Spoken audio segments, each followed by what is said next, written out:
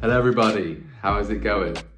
Now, I'm talking on this video about my lowest moments and how it felt like nobody understood what I was going through until I found OCD recovery and then things started to change. That clicked the wheels in motion and then I started to make progress.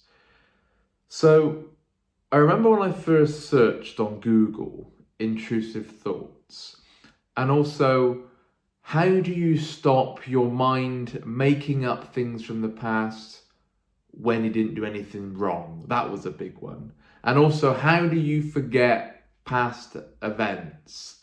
I cannot get a past event out of my head, please help. That's what I would search in on Google. And also, intrusive, taboo thoughts, which I cannot stop, help me. That was the kind of things I was searching on Google in desperation, utter desperation to get rid, because I was terrified and I didn't have a clue what was going on.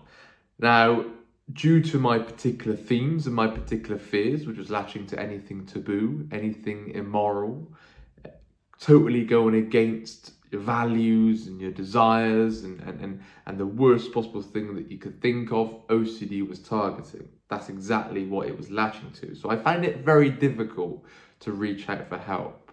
I find it very difficult to go and tell somebody what I was going through out of the fear of it being misinterpreted, out of the fear of being misunderstood, out of the fear of somebody not having a clue what you're talking about, out of the fear of it being real, and so on. Okay? So I remember Googling, and I remember coming across ways to sort of distract yourself, or sort of thoughts approach, view each thought like a cloud, don't engage, take a step back, let them come in, let them go again, crack on with your life, try not to give them too much attention, whilst distracting yourself so you don't think about it. But the problem was, I knew that wasn't going to cut it. I knew that wasn't going to cut it, because when you've got severe chronic OCD, OCD gives you no leeway. It gives you no wriggle room. It doesn't give you a second's peace. So every time I tried to distract myself, OCD sliced through that immediately, like a hot knife through butter. It cut straight through, because it said, yeah, but Sam, you don't deserve to distract yourself. You cannot let yourself off the hook. You cannot possibly be entitled to a second's peace due to this intrusive thought, due to this intrusive image, due to this intrusive sensation, due to this event in the past, due to this memory from 5 years ago. You don't deserve to let yourself off the hook. So how dare you distract yourself? How dare you possibly even think about letting yourself off the hook? And when it's latched chronically, OCD, it isn't going to just budge by changing your relationship with it. Now, of course, that is an ingredient towards getting better, changing our relationship with OCD, changing our relationship with uncertainty, changing our relationship with anxiety and all the symptoms and everything that OCD throws at you. It is important we change our relationship with that. But that ain't all. That's not everything. Because I could change my relationship all day long, but OCD was still going to cut through that. It was still going to go, yeah, but what about this thing in the past? So whenever I tried to explain, I said, look, okay, I understand the concept of thoughts and view it like a cloud, but it seemed too wishy-washy. When OCD was convincing me 24/7 that I was the worst human being on planet Earth, I can't combat that. I can't reply with, oh, but it's just a thought. Don't worry, it's just a thought. No, because OCD was going, it ain't just a thought, Sam. This is a thing in the past. This means you are the worst person ever. This means you don't deserve to be happy. This means your life's ruined. Oh my God, what as if they knew? Oh my God, your life's over now. Every future goal and aspiration that you have for yourself, Sam, is now totally nullified and ruined and completely tattered because of this thing in the past. which led me down the neglect, self-neglect, life neglect cycle that I found myself in. So it was incredibly frustrating to have been told that it's just a thought and distract yourself.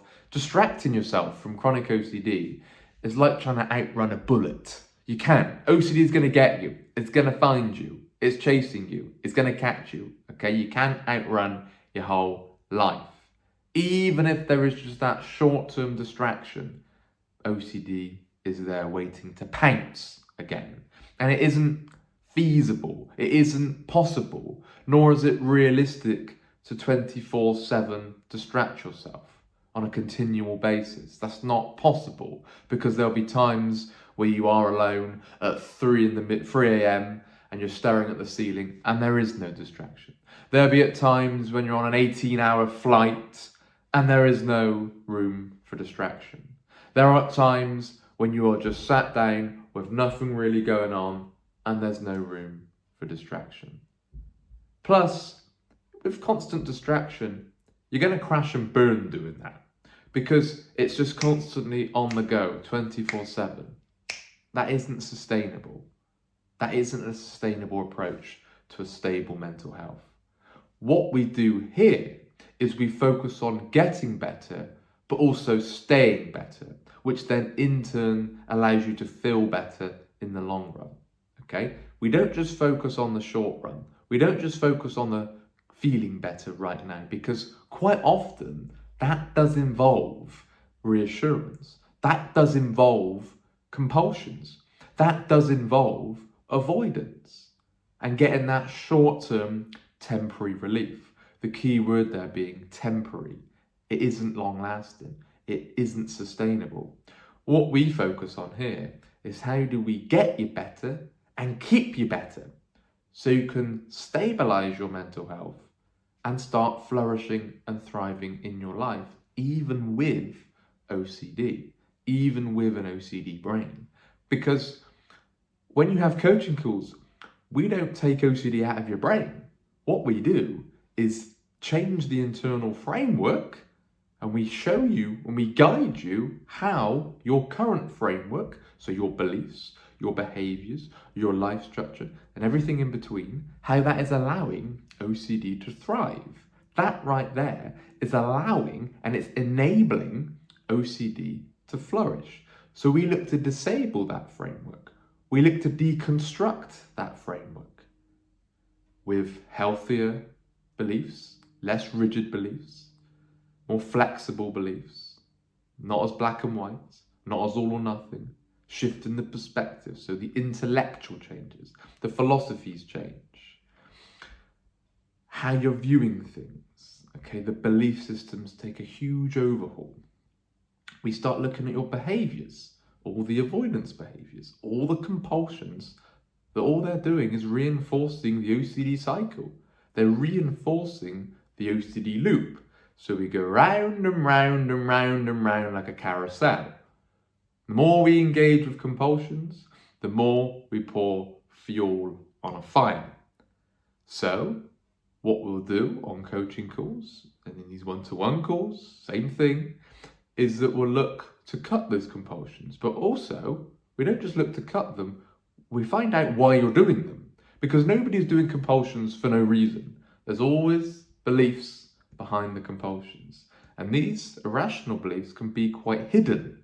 They can be quite subtle, because quite often these compulsions have been being performed for so long. And it almost feels automatic, and some are automatic, or some can certainly feel automatic. It can feel like it's been conditioned, like it's just a natural brain functioning. What we look to see is think, right, the reason you're doing that compulsion is because of that belief right there. The reason you are engaging in that is because of that low frustration tolerance belief right there. The reason you're avoiding that is because of that irrational demand right there. So we'll pick that apart, okay? But going back to why I felt so hopeless and why I felt so lost is because there were no mention of beliefs. Everything that I looked at was all just short term. It was all very, how do you feel better now? But the problem was, Although I could have felt better if somebody reassured me and gave me the reassurance that I was desperately seeking, and listened to my confession and listened to my thoughts and tell me that I wasn't a bad person and Sam, that's the last thing you'd ever do, all that stuff, I could feel good. I'd be getting an overwhelming sense of relief. Oh, thank God. Okay, I'm not a bad person. It's just my OCD. Okay, brilliant, brilliant. Okay, thank you. 10 minutes, if I was lucky, 10 minutes of relief, and then round we go again. OCD's moved, it's switched, it's morphed, it's hit me from a different angle. It's found a way in through the back door, and round we go again. So it was very short term, and it's never long lasting. And it's actually going the opposite way of long-term recovery. What we focus on here is the long-term recovery. Yes, in the short run, that can increase the symptoms, and it will increase the symptoms because you're making changes and you're confronting your fears and you're dissecting your irrational beliefs associated with your core fears. And you're making life structural changes to your habits and your procrastinations and your lazy behaviors. You're making changes, so that does require discomfort. But then the long-term reward is the sustainable, robust, long-term recovery. And that's what was severely lacking until I found Rob's page on OCD recovery, which, funny enough, I came across on Twitter. I just searched in OCD, and then there was Robert Bray tweeting about real event false memory OCD, harm OCD, all the different nuances of OCD, and I felt heard, I felt understood, I felt truly like I could relate to somebody, and it felt like a huge weight lifted off my shoulders there and then. So then I made contact, and and there I am today, as a coach now, recovered, robust, and helping others to get to recovery too. And what I also found difficult when I first reached out for help, before I found OCD recovery. Now, when I say this, look, please don't think I'm being rude or derogatory or sort of downplaying how people helping OCD isn't great. I think it's amazing. I think people taking time out of their day to help people with OCD, I think is incredible. And these people are certainly well-intentioned. That they certainly were very nice, very well-intentioned, very caring, prioritized. It was. But I have to be honest. The thing that I noticed was that the knowledge of OCD was severely lacking, especially not only towards how it operated, but also how do you get better? How do you get somebody better? Not just make them feel better, but how do you get somebody better and keep them better? An example here was that I was told that if that is POCD, or if that is your particular theme that you're going through, or if those are the intrusive thoughts that you're having, then you don't want that. Like, you don't want that type of theme. You don't want that type of fear. Now, you don't want to be advised that when you're dealing with severe chronic OCD, because you're already feeling hopeless. You're already feeling totally alone. And usually you're already sort of in that shell, locked up, self-consumed, where you're so scared, you're just terrified, and you've usually lost all your confidence. And when you get advised that, oh, you don't want that, although that wasn't meant in a mean way, it didn't send me in the right direction at all. And it made me feel very alone and very upset. And I just thought, well, what do I do? And that I felt hopeless, helpless, treatment resistant, exception. Thought mine was different, totally. Whereas what we promote here, and like I said, that individual was very well intentioned. I'm not downing them at all, because they were trying their best. They really, really were. They were giving it their all to help me with OCD. But it was just a severe lack of knowledge and a lack of getting better and know-how in regards to getting somebody better. And hey, that's not their fault at all. It really isn't. They're trying. But if you don't truly have OCD and experience severe chronic OCD, then I personally think it's going to be incredibly difficult to dish out good advice, and for somebody to find that way of advice helpful. Me personally, I wanted somebody that understood and been through and walked through the fire themselves, and they were holding my hand and guiding me through that fire. That's what I wanted, because OCD is very complex, it's very intricate, it's very nuanced, it's so many ins and outs of how it operates, and it's very it's hard to understand unless you've been there.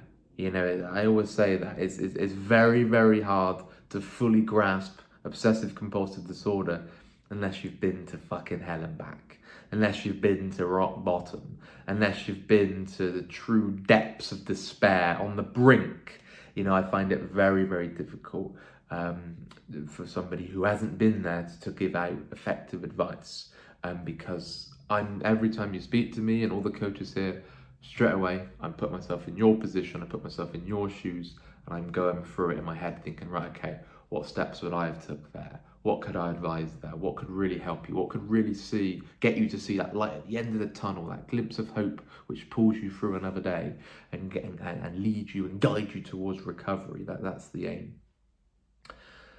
So yeah, you know, I felt so alone, you know, dealing with those kind of moments, just feeling like nobody understood. And because of sort of the moral taboo nature of my particular OCD theme, I felt like I couldn't raise it with anybody. And if I did, I'd be then thinking, oh my God, what do they think of me? And then I'm constantly depending on their reassurance and so on.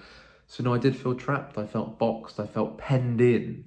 I really did. And I felt broken. I felt like my brain had snapped and I felt like there was no going back. So, you know, those were some really, really low moments. I've got loads, you know, I've done many videos on my lowest moments, particularly in certain places, on vacation, my old workplace, just, you know, everywhere. I had many low moments everywhere, you know, crying my eyes out, my partner cradling me like I'm a baby, you know, and I'm just screaming and I just can't function anymore, saying I can't go on and this is all too much and I don't want to be here anymore. Yeah, you know, that's some real, real low moments, but there's hope, guys. There really, really is. You know, we talk from real passion here because, you know, we've been there. You know, I've been in the depths of despair with OCD, to the brink, the absolute edge with OCD, to a point where I couldn't see any future. I couldn't see any point of carrying on. And hey, you know, it was tough. It really, really was. And I just wanted that suffering to end. But you get there. Here we are. I'm recovered. And I'm now an OCD coach guiding you along the way and hopefully towards recovery. But maybe you're the treatment resistant case. I'm only joking. So yeah, there we are. I will do more videos on that. I cover it a lot. I cover it on one-to-one calls. I also cover it on webinars and videos that I've done previously, talking about all kinds of low moments. But that right there is just a snippet of how alone one can feel when it feels like nobody understands what you're going through, and it can lead you feeling very hopeless. But I'm here to give you that beacon of hope. I'm here to provide you with the hopefulness, and you can get to a place of recovery. It's going to take hard work though. It's going to take a lot of practice. It's going to take a lot of patience, which is I find frustrating. And as a coach, it's probably the thing that I find the most frustrating. When I just say time, it's going to take time. You can't force recovery. Patience is a virtue. Patience is a skill that is developed. We develop that patience, that frustration tolerance, building up our tolerance towards discomfort and not having to run away all the time, not having to think, oh, I can't deal with this anymore, this is too much. In order for recovery, we're going to have to be willing to feel discomfort and embrace it, wearing it like a badge of honor. Looking back, all the discomfort I went through is like very brave, took a lot of effort, you know, a hardened veteran in the mental health world, shall we say, when a chronic OCD sufferer recovers from OCD, because wow, it's not easy at all, and it's, you know, a very intense disorder, as you all know watching this. So there is hope, guys. You're really, really not alone. We're backing you every step of the way. We really, really are. If you are interested in reaching out for one-to-one services, please can you email phil@ocdrecovery.com. Harass him, bombard him, send him message after message, harass him with hundreds of emails. He'll be very pleased for that. There's also the WhatsApp number in the description of this video. Also harass him and bombard him on there. He'll be very appreciative of that. But yeah, please don't hesitate to get in touch. We'll be grateful to help you. It'll be a privilege to work together to build up that sustainable recovery and work towards recovery together. Anyway, guys, you take care. It's been great speaking to you all. I say speaking to you all, I'm just speaking to a camera. But all you watching this video, I hope you find this helpful. If you do, please leave a like and comment down below any future video suggestions, and I am more than happy to take a look. Guys, you take care, and we'll speak again. Bye bye.